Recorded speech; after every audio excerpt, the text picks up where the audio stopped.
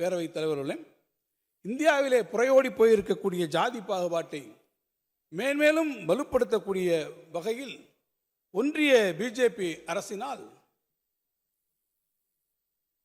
அறிமுகப்படுத்தப்பட்டிருக்கக்கூடிய விஸ்வகர்மா திட்டத்தை தமிழ்நாடு முற்றாக நிராகரிக்கும் என்கின்ற நிலையில் அதற்கு மாறாக அவரவர்கள் விருப்பப்பட்ட கைவினைப் பொருள்களை உருவாக்குவதற்காகவும் நவீன முறையில் செயலாற்றுவதற்காகவும் கலைஞர் கைவினை திட்டம் அறிமுகப்படுத்தப்பட்டிருக்கிறது.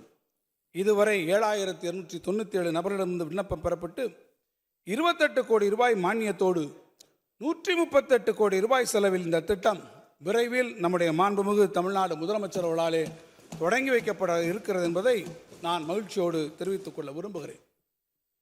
இந்தியாவிலேயே அதிக எண்ணிக்கையிலான திருக்கோயில்களை கொண்டிருக்கக்கூடிய தமிழ்நாட்டில் முன் எப்போதுமே இல்லாத அளவிற்கு இந்து சமய அறநிலையத்துறை மிகச்சிறப்பாக பணியாற்றி வருவதை நம்முடைய மாமன்ற உறுப்பினர்கள் நன்றாக அறிவார்கள்.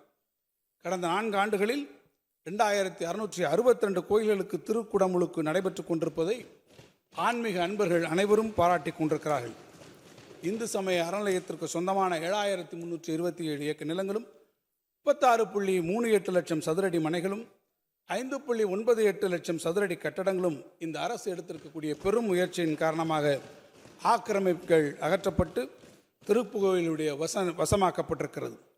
நம்முடைய மாண்புமிகு இந்து சமய அறநிலையத்துறை அமைச்சர்கள் எடுத்துக்கொண்டிருக்கக்கூடிய இந்த முயற்சிகளின் காரணமாக பெறப்பட்டிருக்கக்கூடிய இத்தகைய சொத்துக்களுடைய மொத்த மதிப்பு 7185 கோடி ரூபாய் ஆகும் என்பதை நான் பெருமையோடு தெரிவிக்க விரும்புகிறேன்.